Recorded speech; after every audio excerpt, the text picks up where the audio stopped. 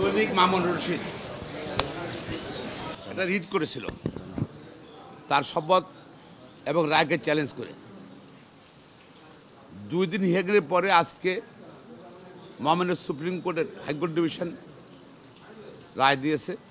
সে রায়ে তাদের আবেদন রিট পিটিশনটা অর্থাৎ রিট পিটিশনটা সামারিলি খারিজ করে দিয়েছে এবং আদেশে মামুন হাইকোর্ট ডিভিশন বলেছে এই মামলাটা এসেছে ট্রাইব্যুনাল থেকে। কেউ যদি ক্ষতিগ্রস্ত হয়ে থাকে, যদি সে আপিলের ট্রাইব্যুনাল আছে সেখানে যেতে পারে এবং সে ওইটা চ্যালেঞ্জ কেউ করে নাই। আর আইন অনুযায়ী নির্বাচন কমিশন শপথ নিয়েছে এবং আইন উল্লেখ করেছে, নির্বাচন গ্যাজেট করেছে, গ্যাজেট 30 দিনে শপথ হবে ল। এটা চ্যালেঞ্জ করতে হলে ট্রাইব্যুনালে যেতে হবে, যেহেতু পিটিশন কোর্ট ট্রাইব্যুনালে যাননি। আর দ্বিতীয় যে উনার মামলা করার অধিকার নিয়ে অনেক বড় অবজারভেশন দিয়েছে। জনস্বার্থে যে করলে মামলা করতে পারে, তবে সে মামলার ধরন ভিন্ন। পরিবেশ নিয়ে মামলা করে, মানবাধিকার নিয়ে মামলা করতে পারে, মৌলিক অধিকার নিয়ে মামলা করতে পারে, জনস্বার্থের মামলা। এখানে জনস্বার্থের কিছু নাই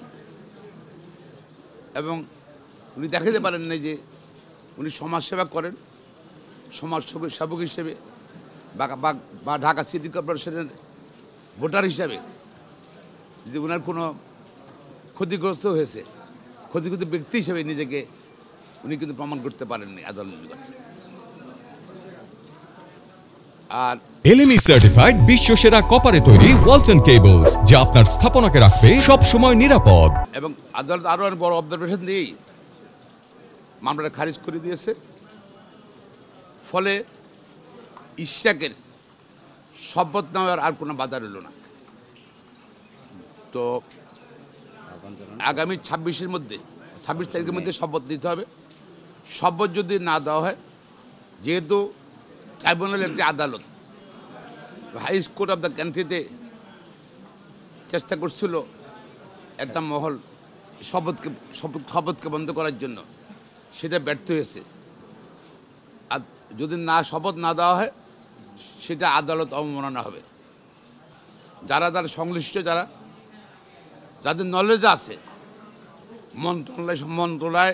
মন্ত্রণালয় সম্পর্কিত সবারই আদালত অবমাননা হবে। এবং আমরা কিন্তু আইনজীবীরা এর মধ্যে আলোচনা করে নিয়েছি, নেক্সট স্টেপ কিন্তু কন্টেম্পট অফ কোর্ট হবে। আমরা আশা করছি সরকার আইনের শাসনে বিশ্বাস করবে, রায়ের প্রতি আস্থা রাখবে। ট্রাইব্যুনাল এবং হাইকোর্ট ডিভিশনের আজকের রায়ের প্রতি আস্থা রেখে আগামী 24 ঘন্টার ভিতর তার শপথের ব্যবস্থা গ্রহণ করবেন। লোকাল বলছে তারপর লোকস্টেন নেই, সে তো লোকাস্টেনে লয়ার মামলা করতে পারে, তবে এইসব মামলা না যেখানে কন্টেস্টিং পার্টিস আইনে বলা আছে কারা কারা এই মামলায় পার্টি হবে। একটা সিভিল কেসে কিন্তু আপনি অনেকগুলোই পার্টি করতে পারেন, কিন্তু এখানে কিন্তু শুধু প্রতিদ্বন্দ্বী প্রার্থীরা পার্টি হবে, আর কেউ পার্টি হবে না। আর সুতরাং প্রতিনিধি প্রার্থী, সে প্রতিনিধি প্রার্থী নয়, সে আপিলও করে নাই, তো তার লোকাশ্রী রেখে এখানের মধ্যে সেটাই। আর নির্বাচন কমিশনের ভূমিকা সম্বন্ধে, নির্বাচন কমিশন কিন্তু কিছু করণীয় নাই। নির্বাচন কমিশন কিন্তু গতকাল স্টেটমেন্ট করে বলেছে তারা আদালতের নির্দেশ পেলে স্বাধীনতার পরে যতগুলো রায় পেয়েছে সবগুলো তারা কার্যকর করেছে। ইলেকশন কমিশন তো পার্টি না, এখানে মানে প্রতিদ্বন্দ্বী না, এর জন্য তারা কন্টেস্ট করে না। গতকাল পর দেখেছে কোনো আইনি জটিলতা নেই।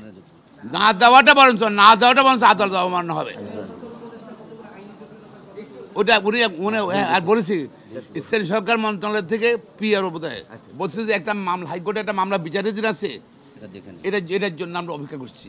শেষ হয়ে গেছে, সুতরাং তার আর কোনো জটিলতা নেই, কোনো কিছুই নেই, আইনগত বাধা নেই। আশা করি ইনশাল্লাহ